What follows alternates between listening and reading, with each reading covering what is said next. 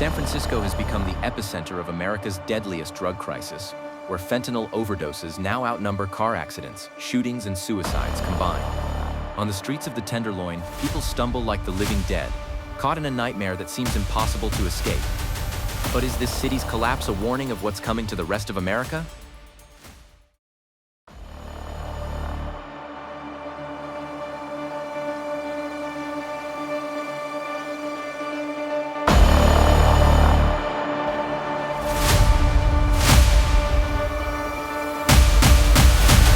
Every day in America, more than 290 people lose their lives to synthetic opioids like fentanyl. That number is larger than the deaths from car crashes, gun violence, and suicides combined. In 2025, nearly 3 out of every 4 overdose deaths across the country are linked to fentanyl. It is not just a drug, it is a storm that has spread into every state, touching families who never thought it would reach their doorstep. In San Francisco, the storm is worse than almost anywhere else. Over 1,200 people died in this city from overdoses in just 1 year, making it one of the deadliest places in the nation for this crisis. On some streets, especially in the Tenderloin, you can walk 1 block and see more people bent over from fentanyl than you might see cars driving by. The sidewalks tell a story of a city trapped, shadows of figures slumped against brick walls, their heads hanging as if pulled down by invisible strings, bodies swaying like ghosts in daylight. Locals call it the city of walking dead, and that phrase does not feel like an exaggeration. The scope of the problem is not just about numbers. San Francisco sits on a major port line, making it easier for drug traffickers to push fentanyl through. Homelessness has climbed to more than 8,000 people in the city, with many pushed into tents or sidewalks because of sky-high rent. Mental health services are stretched thin, and the wait for a treatment bed can take weeks, sometimes months. In this gap, fentanyl finds its home, offering the fastest, cheapest escape from pain. One woman, 42 years old, told us, "I came here looking for a job. When the doors kept closing, I started using just to feel numb. Now it's all I know. Out here it feels normal. Everyone's using, everyone's dying." Her voice cracked as she spoke, the sound of her grief echoing louder than the city's traffic behind her. The contrast is striking. Blocks away, tech towers rise, full of billion-dollar companies. Yet here, on these streets, survival is counted by the hour. But how does this city, once known for progress, end up here? The answer begins in the web of connections that tie fentanyl to San Francisco's daily life. In the Tenderloin, open-air drug markets thrive in plain sight. Children walk to school past people shooting up, past dealers offering powder for less than the price of a sandwich. The sight of it becomes normal, and when something becomes normal, it feels less dangerous, even when it is deadly. In this way, fentanyl burrows into the culture of the street, where use is not hidden but lived out in public view. San Francisco is more vulnerable than other places because of its unique mix of wealth and poverty. The gap between the rich and poor is among the widest in the nation. People in Silicon Valley live in luxury, while just a few miles away families live without running water or safe shelter. Rents climb so high that even working people cannot keep up. Healthcare costs shut people out of treatment. Those who do try often face long waits or endless paperwork. The result is despair, and despair makes fertile ground for fentanyl. Many people who use it say it is the only way they can forget pain. Some speak of childhood abuse, others of broken families, lost jobs, or years of trauma. A young man in his 20s told us, "It's not that I want this life, but when I smoke, I forget for a little while. And out here, that little while feels like freedom." His words show the hidden truth. Fentanyl is not just a drug, it is a coping tool, a false relief that chains people even as it promises escape. Stigma adds another layer. Users are seen as dangerous or dirty. Many say they feel invisible, as if they no longer count as people. "They see us as monsters," one woman whispered, sitting on a milk crate by Market Street. "They don't see the hurt that led us here." This stigma keeps many from reaching out for help, even if help were close. It turns neighborhoods into places of silent judgment, where compassion is often replaced by fear or disgust. In San Francisco, the problem is not isolated. It is woven into the city's very fabric. The Tenderloin and Soma have become ground zero, but the ripples spread across the city into schools where children watch suffering unfold daily, into hospitals where emergency rooms overflow, into businesses forced to close when customers no longer feel safe walking the streets. The city's story is not just one of a drug, but of a system that allowed it to root so deeply. When we look closer, we see how every thread, poverty, stigma, housing, healthcare, normalization, pulls together to form a web that holds the city in place. And unless that web is broken, the crisis will keep spreading. In San Francisco, the fentanyl crisis is not just a problem seen on one street corner. It spreads like a net, tangled into many parts of the city's life, and each strand connects to another. On one side, there are open-air drug markets, where bags of white powder are handed off in seconds, often in front of children on their way to school. On another side, there are tent encampments where the air smells of smoke and burnt chemicals, where whole groups of people sit close together, passing pipes from hand to hand. The sound of coughing, the shuffle of feet, and the occasional crash of a bottle create a rhythm that feels both alive and broken at the same time. It is not hidden. It is part of the daily sight of the Tenderloin and Soma, and over time, it becomes something people walk past without a second look.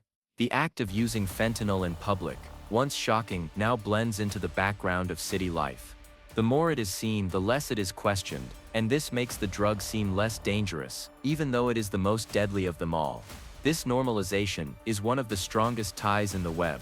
A child growing up in these neighborhoods may not see a person overdosing as unusual.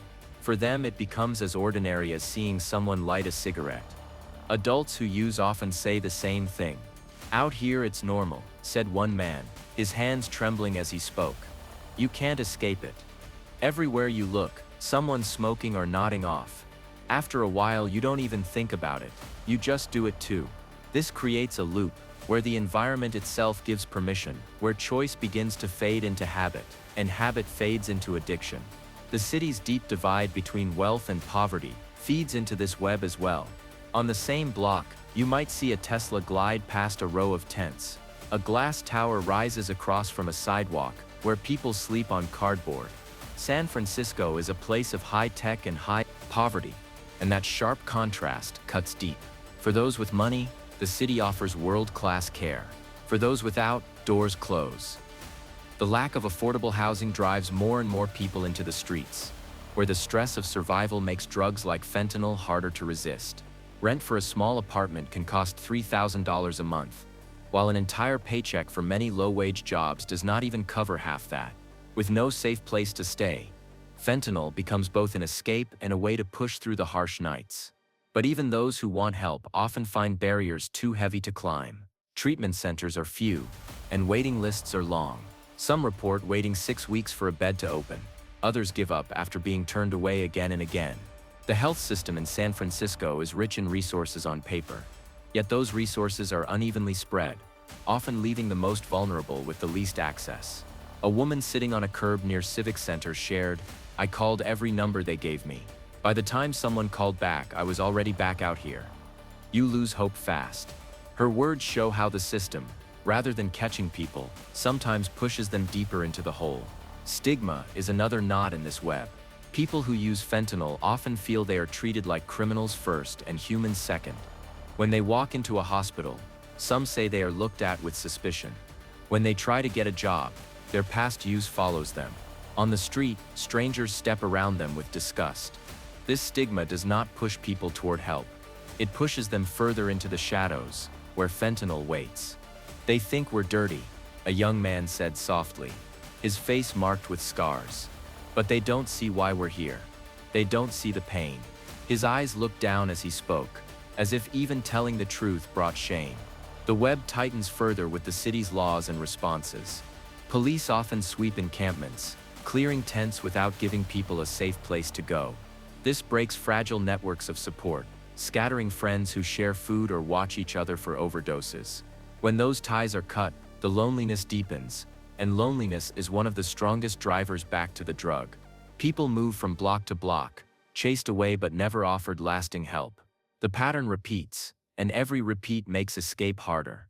These threads: normalization, poverty, lack of access, stigma, and broken policy are not separate. They are woven together, each strengthening the other.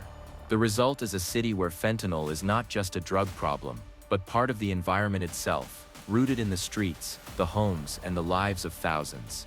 Breaking one strand alone will not undo the web. It holds tight because it is built from many forces at once, each pulling people back even when they try to climb free. And unless the web is cut apart strand by strand, San Francisco will remain caught, with its most vulnerable left struggling inside it, and the crisis will spread outward like ripples on water. touching more lives than we may be ready to face. The cycle of fentanyl in San Francisco does not begin and end with one person. It moves like a wheel, turning again and again, pulling people back into its grip even when they try to climb out. On the streets of the Tenderloin, you can see the cycle at work in plain sight. A man wakes up on a piece of cardboard, shivering from the cold. He reaches for the last small bag in his pocket, knowing it will keep the sickness away for just a few hours. Once it is gone, he will have to find more. If he cannot, the shakes will get worse. The sweat will pour down his face, and his body will feel like it is tearing itself apart. To escape that pain, he will do whatever it takes. Sell a jacket, trade food stamps, or borrow from a friend. This search for the next high becomes his whole life. And around him, hundreds of others do the same. The cycle is hunger, sickness, relief, and back to hunger again, with no true end. Homelessness makes this cycle even harsher. Living outside means living in danger and stress every day. A person without shelter has little safety and no rest. And drugs like fentanyl become a way to survive the noise and fear of the night. But the drug also makes it harder to get out. Once someone is addicted, holding a steady job is nearly impossible. And landlords will not rent to them even if they have money. The addiction feeds the homelessness, and the homelessness feeds the addiction. Each side of the cycle pushes harder on the other, locking people into place. A young man told us, "I tried to stay clean when I had a place, but when I lost my room, I lost myself. Out here, it's too easy to give in." His story is one of many, showing how a single fall can roll into years of despair. Hospitals and emergency rooms are often the only lifeline, but they too play a role in the cycle. Every day, ambulances carry people who have overdosed back to the ER. Doctors bring them back to life with Narcan, watch them breathe again, and then hours later discharge them onto the same streets. There is no bed waiting, no program ready, no bridge to a new life. The same person who almost died in the morning is often seen again by nightfall, slumped in the same alley, using the same drug that nearly killed them. A nurse said quietly, "It feels like pouring water into a bucket full of holes." These repeated rescues, while saving lives for a moment, do not break the pattern. Instead, they show how thin the line is between death and survival, and how easy it is to fall back into the wheel of use. The city's own rules and actions sometimes tighten the cycle further. When police sweep through encampments, tents and belongings are taken or destroyed. For many, those tents are the only form of home they have. Without them, people are left with nothing but the clothes on their backs. A man who had been moved 3 times in 1 month said, "Every time they push us out, I lose my stuff. Then I use more because what else do I have?" These sweeps are meant to clear the streets, but instead they often scatter the problem, pushing it from block to block and breaking fragile support networks. People who once watched out for each other are split apart, and the loneliness that follows makes fentanyl even more tempting. The cycle also reaches into families. Parents lose children to the streets, and children lose parents to addiction. A mother who once worked as a teacher now spends her days searching for her son, who disappeared into the Tenderloin 2 years ago. "I find him sometimes," she said, tears filling her eyes. "He doesn't even know me when he's high. I keep hoping he'll remember, but the drug always takes him back." Stories like hers reveal the ripples of fentanyl, spreading pain beyond those who use it, touching entire families, and leaving wounds that may never heal. Even the city's efforts to help can sometimes trap people without meaning to. Shelters often require people to be sober, but for someone in the grip of fentanyl, sobriety without support is nearly impossible. They are turned away, forced back to the streets, where the only relief is more drug use. Jail is another trap. Those arrested for possession often spend days or weeks behind bars, detoxing in painful withdrawal with little medical help. When released, many go straight back to the drug to ease the suffering. The punishment does not heal. It only resets the cycle to the beginning. One young man shared his story. He had overdosed 3 times in 1 year. Each time, paramedics brought him back. Each time, he swore he would quit.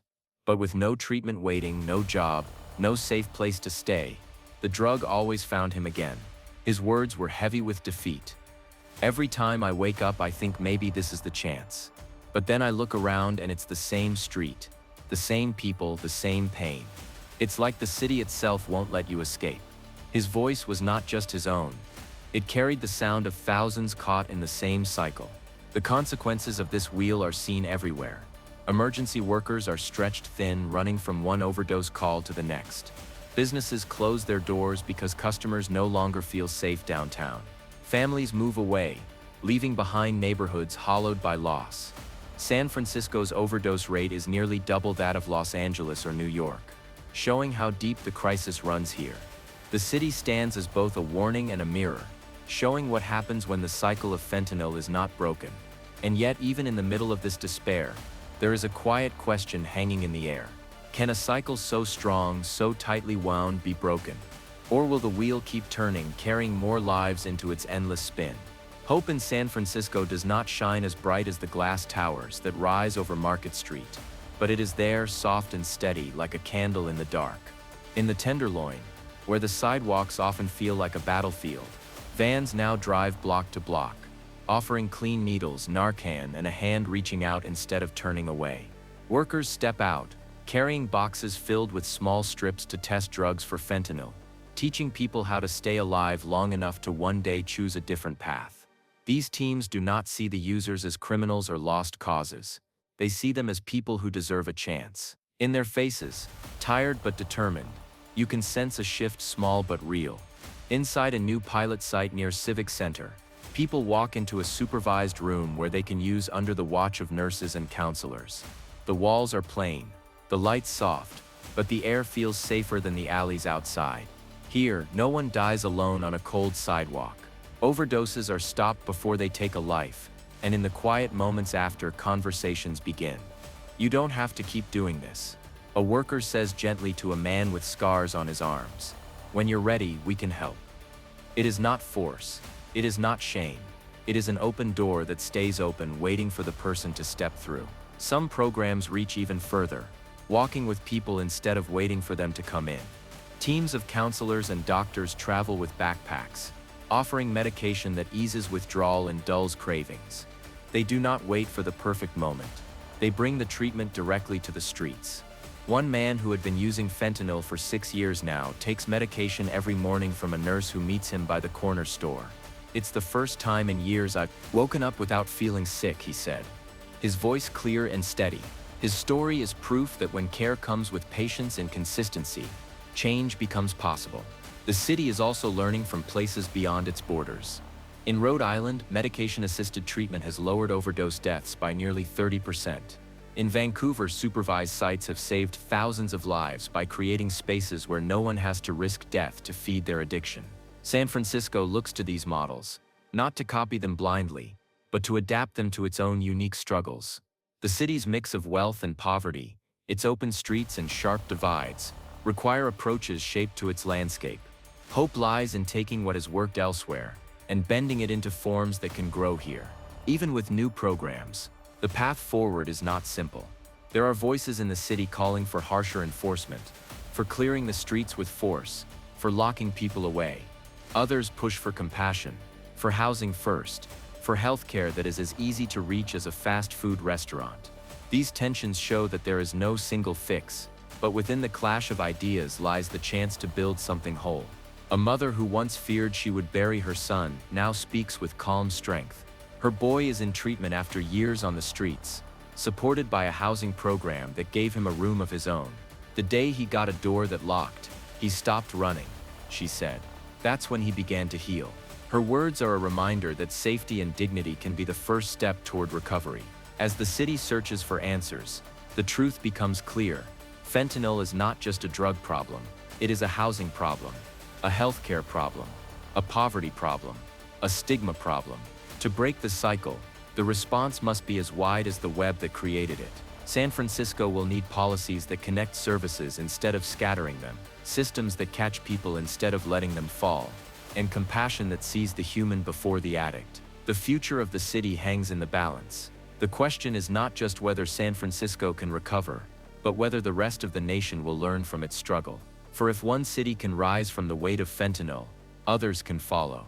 And if the cycle can be broken here, in the place so many call the city of walking dead, then perhaps there is hope for every city, every street, every life. The choice now rests not only with leaders, but with communities, families, and all of us watching. The question is simple but urgent.